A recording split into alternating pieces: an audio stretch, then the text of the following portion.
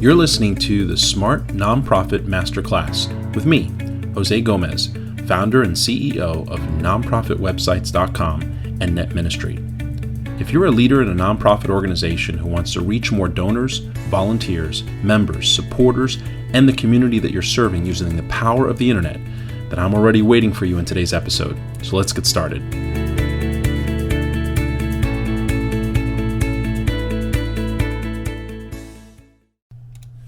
All right, let's dive right in. Today we're going to cover the 5 important things to consider when planning your nonprofit website. This podcast is specifically for organizations who either are brand new and you're just designing your first website, or you're an organization that's been around for a while. Maybe you have an existing website, maybe you've had a few of them, and you're just getting into the process of redesigning the site for whatever reason. A lot of times what ends up happening at this phase is that you have somebody internally who's volunteered to design something, or they've recommended someone that they know that kind of knows websites, quote unquote. And so you kind of go through the process of opening up an account and starting the design process, and you really don't know what to do. You're relying on them to tell you what to do. But there's actually a lot of planning that has to go into building a website. It's not just a simple thing of handing it to somebody and letting them just do whatever they want to do. It's not in the best interest of your organization. Certainly not someone who doesn't know your organization intimately. And even a volunteer who works, or even a staff member who works there on a regular basis, isn't necessarily equipped to create your worldwide presence. So this is an important podcast, I think, for a lot of reasons. Now, we also have, just, before I get into the material for today, just want to let you know we do have a downloadable checklist at nonprofitwebsites.com that you could go to. Just go to nonprofitwebsites.com/resources, and you can get that checklist for free. It's we actually have 3 different checklists, but one of them is for planning your nonprofit website. We also have a full guide, a complete course on planning your website that comes with videos and everything that you can look into there at the site as well. But let's start on today's podcast and talk a little bit about these important things. And I've got 5 important things that you really need to keep in mind when you're planning your nonprofit's website. The first important thing has to do with strategic planning. Strategic planning of your website is not the job of your volunteer. It's not the job of a staff member who's just kind of volunteered to do the site. It's not even the job of somebody you've hired to build your website. It's the job of you, your board, your leadership. You've got to take the time to create the presentation that's going to end up being on the internet. Remember, this is your worldwide presence. This is the thing that's going to attract donors, volunteers, members, constituents. It's going to bring clients for you if you're an organization that serves a community. It's very important for executive directors and top organizational leaders to be very involved, at least in the initial phases of planning your website, especially when it's a complete redesign or it's a brand new site. So what I really recommend doing is getting everybody together, just going into a boardroom together. And I call this method the table method. If you've watched any of my material, you've probably seen me do this before. But you take a bunch of printer paper and you get away from computers completely and go to some place that has either a big table or just a big open floor, and start pulling one sheet at a time, writing the name, the title of a specific page on your new website. It could be the About Us page, or it could be services, or it could be community involvement, or get involved. But those are the types of titles that you'll want to put on top of those sheets of printer paper. And once you've done that for every page that you have that you want to create on your new website, and of course that's going to be an interactive discussion as you determine what those pages should be. After you're done doing that, what you'll do is you'll go back to each sheet of printer paper. Now you're wondering, why did I have you do that on each paper instead of just writing all the names down on one? Well, each paper you'll then pick up and start now bullet pointing the types of information, the types of images, the types of videos, the types of written content, that you're going to want to place on those pages to really reinforce the message that you're trying to get across. And you're going to do this interactively. So everybody's going to contribute. What are we putting on the About Us page? Who are we putting on the staff page? Do we need bios? Do we need pictures? Those are the things that you'll do, again, over a board table or an open floor. And you're going to do that for each page that you've written down on the printer paper. You've written titles down on printer paper. Once you're done, you're going to have essentially the inventory list of everything that you've got to get, author, find for your new website. So do this level of strategic planning and really think about a few things: who your target audience is and what the most important parts of your presentation are that you'll want to guide people to. And so these are really important things to do, folks, from the beginning. You don't want to, again, just give the website to somebody, have them design something pretty that isn't going to mean anything for you. I talk to a lot of nonprofits who say that the internet's really never worked for them. They've tried a lot of different things, and it just really hasn't worked. And when I look closer, what I find is that they've never really been involved in strategic planning. They've never really done an exercise like this to help them to create their website. So make sure that you do this. This is a really important thing. It's important thing number one. Important thing number two is getting the right domain name. It is really critical to find the right domain name, and what the right domain name means in most cases is something memorable. Don't use things with tons of abbreviations and acronyms.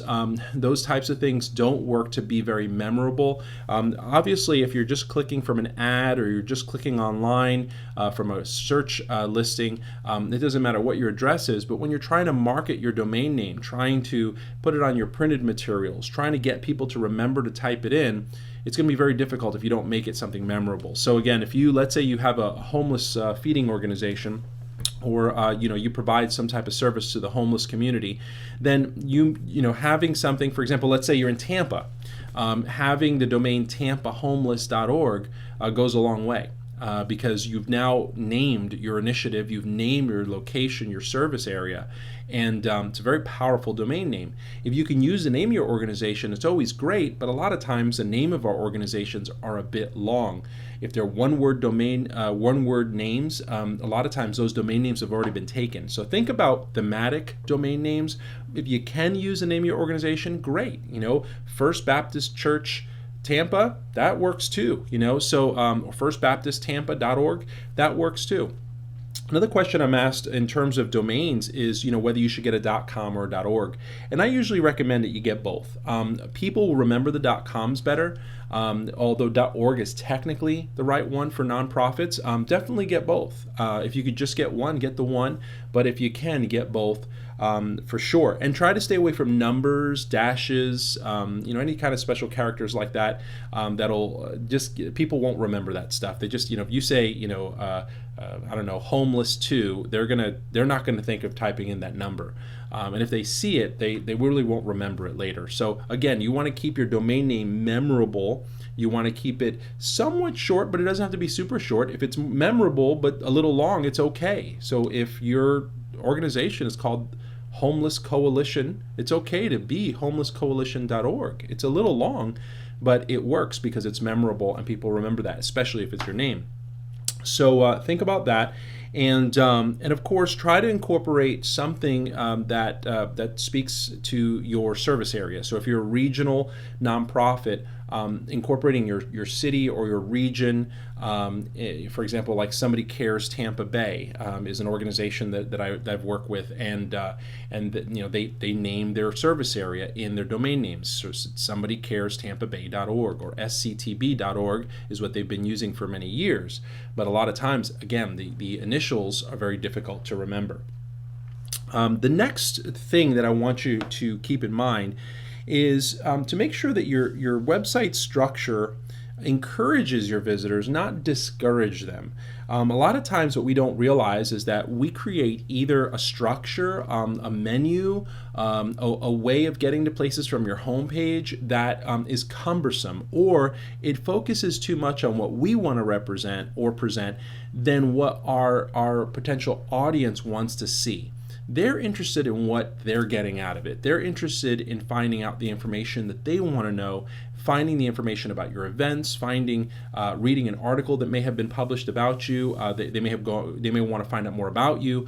They might want to learn about your mission. They might just want to go there to donate. And so creating a structure to your website that welcomes people to do the things that they're there to do, instead of really focusing on what you want to represent or present, is really, really key. Make sure that you've somehow structured your site into sections so that when people are in those sections, the information that's contained within those sections makes sense. So for example, in your About Us area, you may have your staff listing and you may have your mission statement. In your donation area, you may have your donor presentation, your donation forms or mechanisms. You might have information about pledges and different types of giving programs. So make sure that you organize your site into areas or sections that make the information within those sections a logical conclusion for somebody, or at least a logical assumption for somebody as they go through your site. The next thing that I want you to keep in mind, important thing number 4, is that your homepage is the cover of the magazine. Your website is like a magazine. It's got the pages inside and it's got this cover. And if you've been to the grocery store and the checkout line and you look over at the magazine aisle, you notice that the magazines for the most part have one compelling image on the front, and it's surrounded with headlines and taglines, information that's designed to tell you what's inside the magazine and entice you to open it. There's a reason why they do that. It works. And that's how your homepage should be structured. Resist the urge to put too much like mission information and too much just reading information on your homepage. Instead, create summary spots, just your next 3 upcoming events with a short title and summary. Don't put so little information that people don't know what they're clicking on, but put enough information, just enough information, to tease people to click. And that's really what that information is. It's more teaser information than it is full-blown information. But you do also want to make sure that you have that compelling image. And I always combine an image with with some type of wording, and I call that the impact statement. I define that as a combination of words and images that in 3 to 6 seconds tells people why they're there and why they should care. And if you do that right, they're going to look for the next thing that I recommend, which are called directives. And that's just areas of your homepage that tell them where to go next. You might have a huge menu of hundreds of things, but you need to focus your homepage on the top 4 or 5 things. 3 to 5 things is what I usually recommend. 3 to 5 things that are most important on your website, that if they only go to one more page, you want them to go to one of these. So make sure you think of that homepage as like a cover of a magazine. Resist the urge to put everything on there, but just put the latest, greatest, and newest on that homepage. And lastly, let's talk about important thing number 5. Not everything needs to be updated, but some things do. So you don't have to worry too much about updating your organization's biography very much, or your founder's resume or bio. Those things are very infrequently going to be updated. Those are referred to as static content pieces. But you have dynamic content, information that will be changed on a regular basis that you do have to schedule. And you have to make a schedule to do this. If you don't make a schedule to update your rotating or dynamic content, then you won't do it. And your site, within a matter of months, will become an outdated graveyard of old information.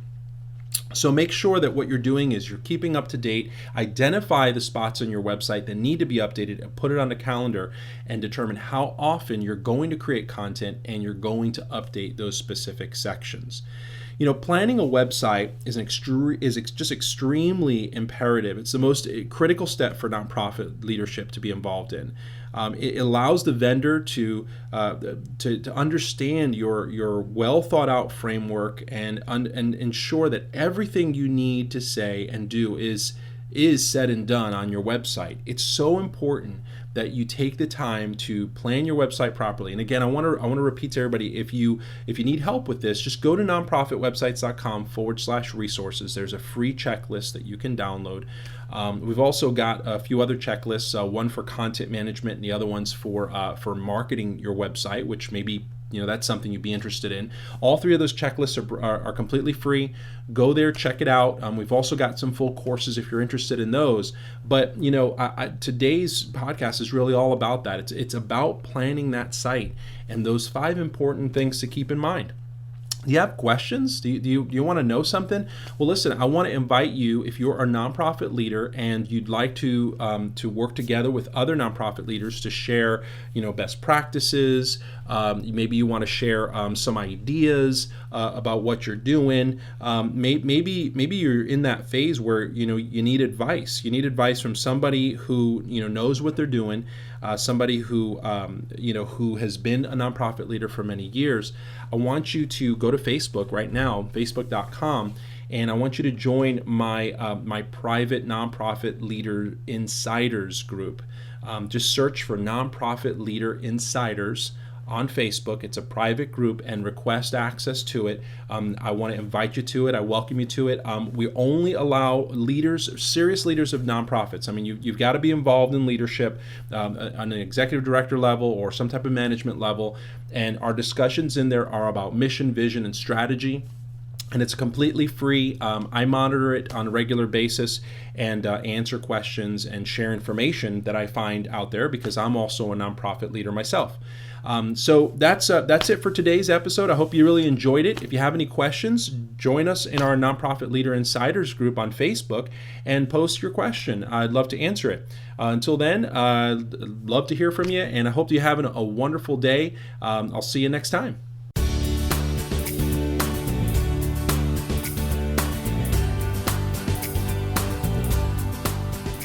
Hey, thanks for tuning into today's episode of the Smart Nonprofit Masterclass.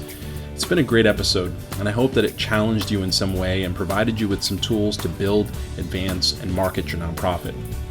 But before you go on your day, I want to tell you about a free resource. Are you the nonprofit leader who wants to raise money for your cause, get the message out, inspire and engage your board, increase the influence of your organization? Maybe you want to attract talented staff and volunteers, or keep your supporters better informed about your wins. Maybe you even want to just establish a great reputation in your service area and in your industry. But you find that you lack the funding you need, you don't really know where to go next. Maybe you're even scared of running out of money and resources before your mission is successful. Well, we completely understand your fight and how important your mission is to this world. We've worked with over 60,000 nonprofits around the world for the last 15 years, learning about how to build, advance, and market their organizations using the internet. We have a proven success formula that we've put together, and it helps organizations accomplish their mission, get more funding, find the right donors and volunteers, and ultimately get their message out around the world about what they're doing. So they don't have to shut down, suffer from insufficient funding, attract unreliable people, or ultimately fail their mission. We've got a free checklist for each phase of our formula, which we lovingly call BAM, and they're available right now at nonprofitwebsites.com. So go download what thousands of other nonprofits have already started using to become the organization that they've always really strived to be. And it's 100% free, so you can't lose. Anyway, thank you for listening, and have a wonderful rest of your day. See you next time.